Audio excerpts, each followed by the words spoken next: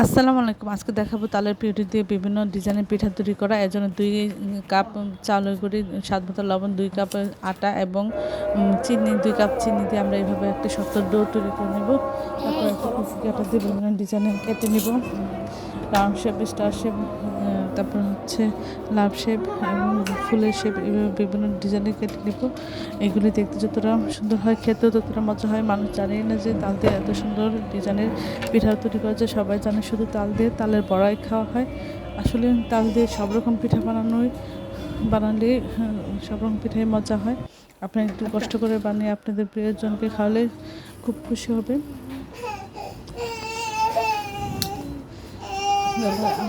তাল দিয়ে আমরা যে গোলাপ ফুল তৈরি করে নিলাম, এটি ডুবো তেলে ভেজে তারপর গরম গরম পরিবেশন করব। এটি দেখতে যত সুন্দর হয়, খেতেও ততটা ভালো হয়।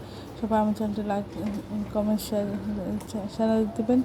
চ্যানেলটি সাবস্ক্রাইব করে নেবেন, আমার পাশে থাকবেন। সবাই আমাদের দোয়া করবেন, তাহলে এই ধরনের নিত্য নতুন ভিডিওগুলো আপনি পেয়ে যাবেন।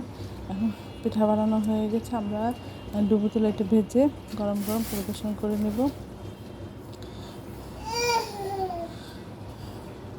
এভাবে আমরা তাল দিয়ে বিভিন্ন কিছু করে আমরা নিত্য নতুন মজাদার পিঠা তৈরি করে সবাই মিলে মজা করে খেতে পারি।